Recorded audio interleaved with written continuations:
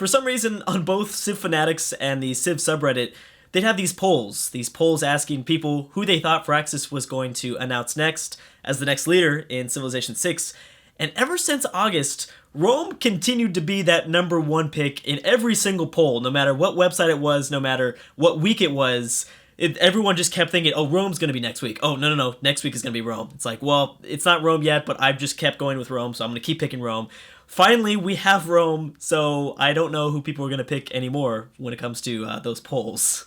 So my first watch of this first look announcement, I thought Rome didn't seem all that interesting because a lot of their bonuses are super similar to what they got in Civ 5.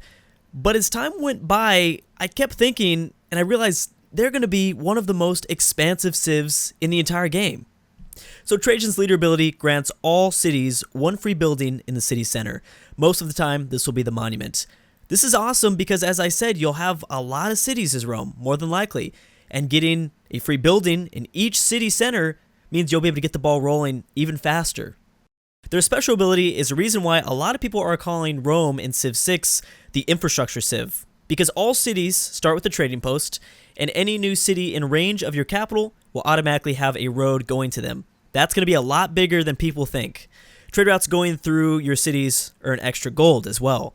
So I remember playing my Civ 6 game as America back in August, and I remember how important it was for me to decide where I wanted to send a trade route to, because remember, the traders now put down the infrastructure automatically.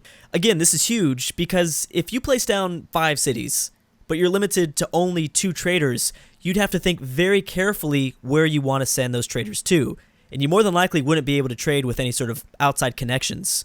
But because of this special ability, you have so much more freedom because that infrastructure is getting laid down automatically.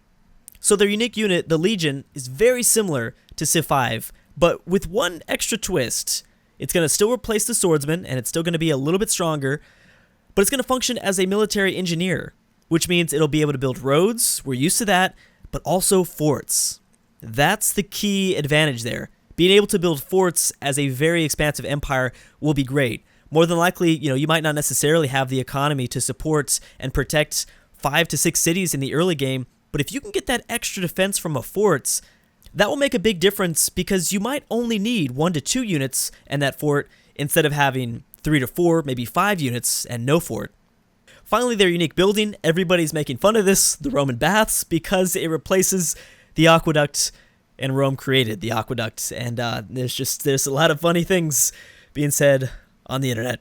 I don't know why. The internet never says funny things. That's really strange. But it's going to provide extra amenities and housing. Again, just another huge boost for you to be extremely expansive.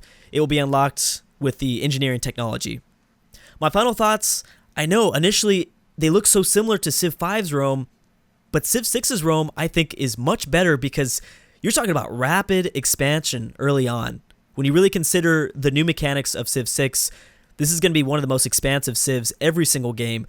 I think as a player, the only thing you really need to worry about is defending those cities. Having those legions build forts will be extremely helpful, but that's my only worry. It does seem like you'll be able to just pump out tons of settlers, but being able to defend those cities from really aggressive AIs will be the key to having a successful game or being eliminated very early on.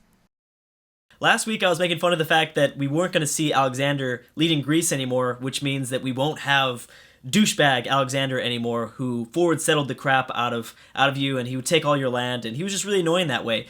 I'm starting to realize I think that's going to be Rome in Civ 6. Rome is so expansive, I think they're going to be the ones, they'll be the new Alexander, stealing away your land and just continuing to put down cities, and it's going to be really interesting to see how that AI works. But anyways, guys, if you want more leader breakdowns, they'll be right here. Thank you guys for watching, and I'll see you guys next time.